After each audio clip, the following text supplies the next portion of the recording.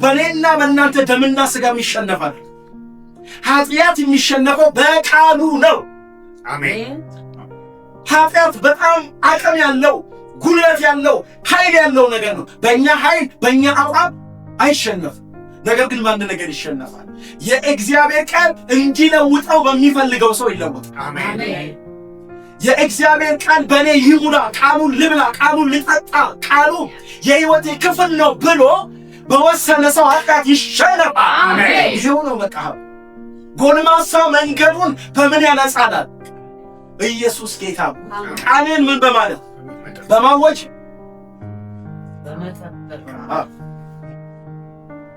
ምክንያቱም የእግዚአብሔር ቃል ከአዋጅ በላይ ምንን ይፈልጋል? ምንን ይፈልጋል? መጠበቅ። አሜን ነው። መታዘዝን ይፈልጋል ምኑ። ስለዚህ ጎልማሳ መንገዱን የሚያነጻው በምንድን ነው ብለን ብንል ቃሉን ምን በማለት እስቲ በመጠበቅ አንድ በጣም የተወደደ የጌታ ቃል አለ፣ በጣም የምወደው ማለት ነው። በዚሁ ቁጥር 11 ላይ እንደዚህ ብሎ ይናገራል። ቁጥር 11 ላይ እንዲህ ይላል፣ አንተን እንዳልበድል። ክብር ለጌታ ይሁን። ቃልህን በምኔ ዋው፣ ክብር ለኢየሱስ። አንተን ምን እንዳላደርግ እስቲ ይህንን ቃል ከኔ በኋላ አንተን እንዳልበድል ቃልህን በልቤ ሰወርኩ። አያችሁ፣ ቅድምም በጌታ ፊት በጣም ተነክተን የምንዘምርበት መዝሙር ነበር እና ዳዊት እየተናገረ ያለው ምንድን ነው? አንተን ምን እንዳልል ደስ ሲል እንዳልበድል ቃልህን ምን አደረግኩት? አስቀመጥኩ አይደለም የሚለው ቃልህን ምን አደረግኩት? ሰወርኩ።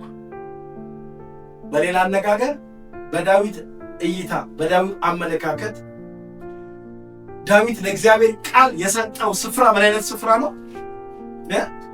በጣም ከፍተኛ የተወደደ ስፍራ ነው። ለምኑ የሰጠው? ለቃል። አንተን እንዳልበድል ቃልህን ሰወርኩ ይላል። ምክንያቱም በጣም የከበረ ነገር ነው። ምን የሚባለው የሚሰወር። አሜን ነው።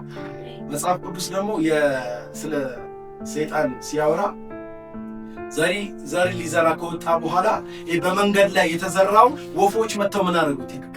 ለቀሙት።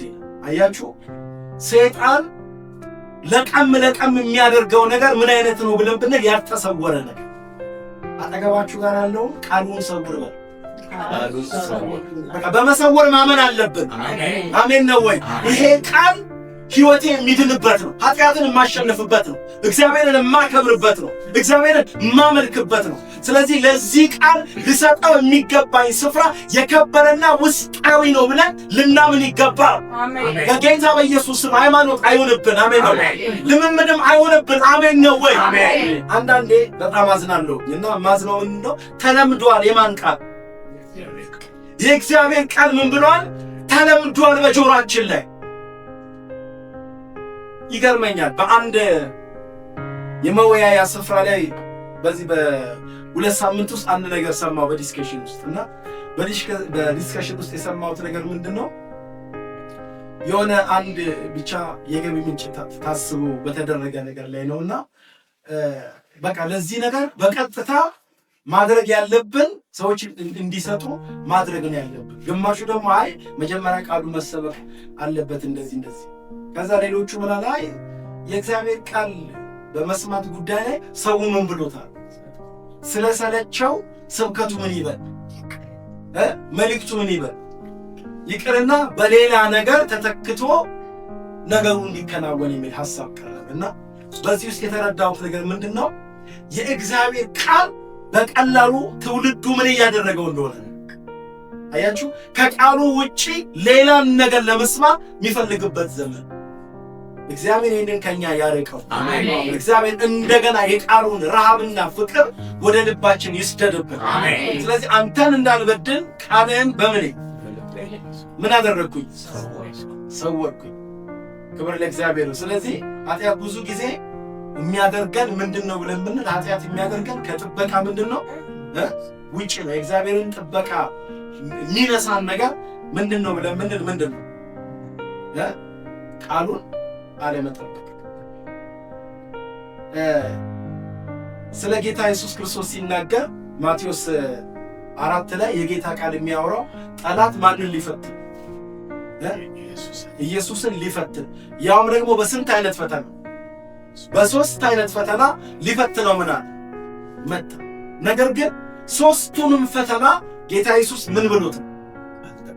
ቃል ጠቅሶ እንዲህ ተብሎ ምን ብሏል? በወቅቱ የሰይጣን አመጣጥ ልክ እንደማን አመጣጥ የነበረ? በመጀመሪያ አዳምና ሔዋን ላይ የመጣው ጠላት ነበር። ወደ ማን የመጣው? ምክንያቱም ይሄ አዲስ ፍጥረት በምድር ላይ እንዳይፈጠር በሚያደርግ አመጣጥ ነበር። ማን የመጣው? ሰይጣን የመጣው።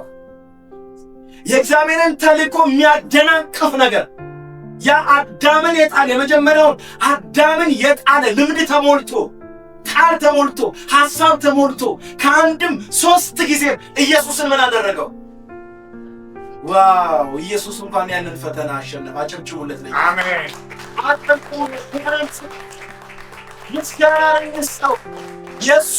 የሱ ማሸነፍ እኛን አሸናፊ ያደረገ። አሜን። ሃሌሉያ። አሜን። 3 ጊዜ ነው የመጣበት። ያውም እኮ የሚገርመው አዳም በኮንፈርት ዞን ውስጥ ሆኖ ነው የወደቀው። አዳም በለመለመ መስክ በኤደን ገነት ሆኖ ያዳነን የናዝሬቱ ጌታ ኢየሱስ ክርስቶስ ግን በምድረ በዳ ሆኖ ነው ያሸነፈው። እስቲ አሜን በሉ። በምድረ በዳ አሸነፈ። እዛ ጋር በምቾት ሚበላው በሞላበት ባይበሉ እኮ ጾማቸውን አይውሉም። 100 ዛፍ ቢኖር የተከለከሉት አንዱን ነው። 99 ዛፍ ቀንጥሰው መብላት የሚችሉት በጣም ብዙ እኮ አለ። እናንተ በጣም እኮ የአዳምና የሔዋን አወዳደቅ የምቾት በምቾት ከመውደቅ እግዚአብሔር ይጠብቀን። አሜን። ጾም ጸሎት በማያፉበት መንገድ የኛ ጌታ ግን የሚበላ በሌለበት በምድረ በዳ በዛ ውስጥ ሆኖ ነው ምን ያደረገው? ያሸነፈው። የሱ ማሸነፍ ወደኔና ወደ እናንተ ያመጣው ክብር በጣም ታላቅ ነው። አሜን ነው ወይ? አሜን። ስለዚህ ጌታ ይሄንን በምንድን ነው ያሸነፈው? በቃ ሰይጣንም ደግሞ በምንድን ነው የመጣው? እኔ እዚህ ጋር የሚገርመኝ ሰይጣን የሚገርማችሁ ነገር ወደ እያንዳንዱ የሚመጣበትን ምን ያውቀዋል? መንገዱን ያውቀዋል። ቃል የማያውቅ ክርስቲያን ካለ ባለማወቅ ነው የሚጥለው። ቃል የተጠቀጠቀ ሰው ካለ ደግሞ ቃል ተጠቅጥቆ ነው የሚመጣው። ይህ አሳቻ መንፈስ እግዚአብሔር ይውጋው። ስለዚህ ኢየሱስ ጋር የመጣበትን መንገድ ስናየው የሚገርማችሁ ኢየሱስ በቃል ስለተሞላ የመጣበትን በምንድን ነው? እንዲህ ተብሎ ተጽፏል። የመጀመሪያውን ፈተና ሲያመጣበት ኢየሱስ አፉን በቃሉ ሲከፍት ይሄማ የቃል ሙላት አለው። የቃል ሙላት አለውማ እኔም መሽለጥ አደርጋለሁ። ምን መጀልጣለሁ? ቃሉን መጀልጣለሁ። እኔ እዛ ጋር የማየው ምንድን ነው? ይሄ ያለ ቦታው የተተረጎመ ቃልና በቦታው የሚተረጎም ቃል ፍጭት የተፈጠረ ነው። አጅሬ አውት ኦፍ ኮንቴክስት ነው ምን የሚያደርገው የሚጠቅሰው። ኢየሱስ ደግሞ ኦሪጂናሉን ነው ምን የሚለው የሚጠቅሰው። ክብር ለጌታ ለኢየሱስ። ዛሬ እኛ ኦሪጂናሉን እናፈነዳበታለን። ሰይጣን አውት ኦፍ ኮንቴክስት ለስተት የሚመቸውን ነገር በሚመቸው ነገር ነው ምን የሚለው የሚጠቅሰው። ኢየሱስ ጀግናው። ሃሌሉያ። ምክንያቱም የኢየሱስ ማሸነፍ የኔ መዳን ስለሆነ የኔ አቅም ስለሆነ የኔ ብርታት ጉልበት ስለሆነ የመቆማችን ምስጢር ስለሆነ፣ ስለዚህ ኢየሱስ ይህንን የጠላትን ቀስትና ከባድን ፈተና ያሸነፈው በምንድን ነው ብለን ብንል ያሸነፈው እስቲ በቃሉ። አንድ ነገር ላንሳና ልጨርስ። በጣም የምወደው አንድ ቃል አለ ዮሐንስ 15:7 ላይ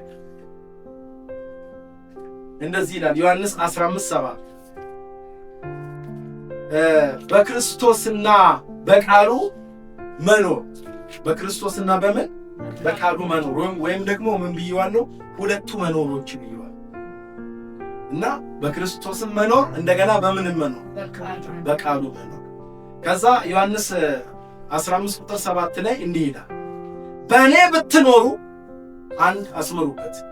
በእኔ ብትኖሩ ቃሎቼ ደግሞ በእናንተ ምን ይሉ ቢኖሩ ይህ ኳርቱን ያጥቷል። የምትወዱትን ሁሉ ምን በሉ ለምኑ፣ ከዛስ ይሆንላችኋል። እዚህ ጋር የሚገርመው መጀመሪያ ኢየሱስ ያስቀመጠው በእኔ ምን ብትሉ እንደዚህ ተባባሉ። ክርስትና በክርስቶስ ከመኖር ያለፈ ነው።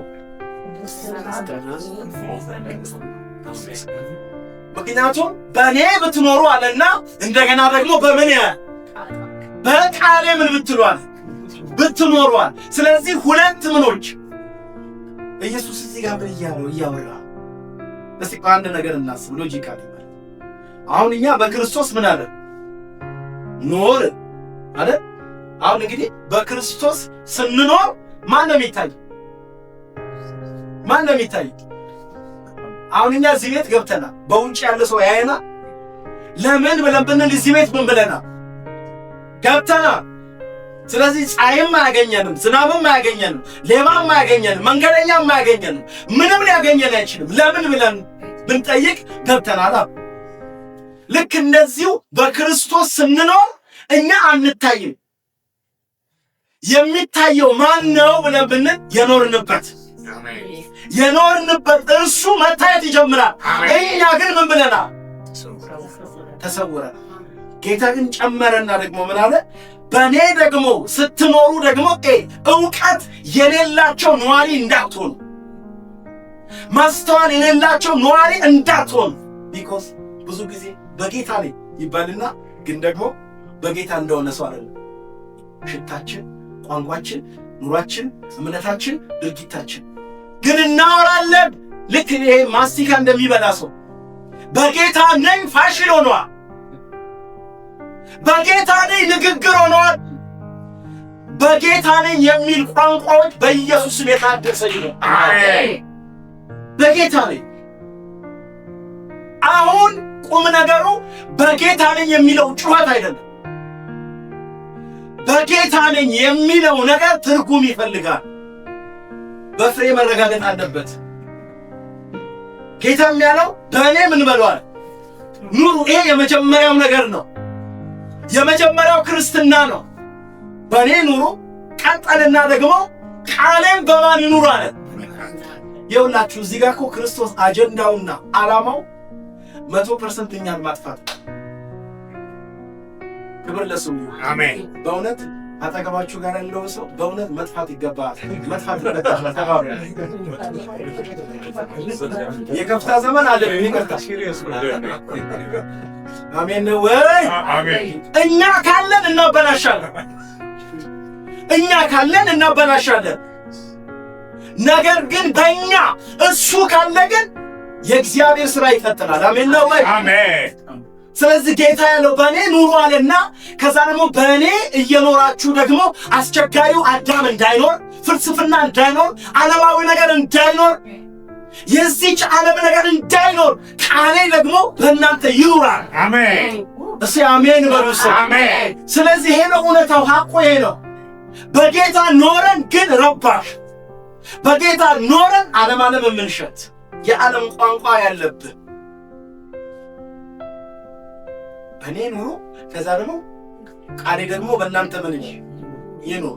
በሌላ አነጋገር የኖራችሁብኝ እኔ የምታውቁት ከዚህ በፊት ይዛችሁት በመጣችሁት ፍልስፍና አይደለም። በእኔ ኖራችኋል፣ ግን የኖራችሁብኝን እኔን የምታውቁት ግን በእኔ ምንድን ነው አለ? ቃል ነው። ምክንያቱም እናንተ አሁን እዚህ ቤት ገብታችኋል። የእኛን መኝታ ቤት ታውቁታላችሁ። እዚህ ቤት ገብታችሁ ግን የምታውቁት መቼ ነው? በደንብ አድርጌ መረጃ በሰጣችሁ፣ እውቀት በሰጣችሁ፣ ገለጻ ባደርግላችሁ ምን ትሉታላችሁ? በደንብ አድርጋችሁ አለበለዚያ እዚህ ግቢ ገባችሁ እንጂ ስፔሲፊክ እያንዳንዱን ምን አትሉት። አንዳንድ ጊዜ ጌታ ውስጥ ገባን እንጂ ልቡን አናቅም፣ ፍቅሩን አናቅም፣ አጀንዳውን አናቅም፣ ዓላማውን አናቅም። እንደው በነሲብ ነው የምናጨበጭበው። በፓርሻል ኖሌጅ ነው ያለ ነው።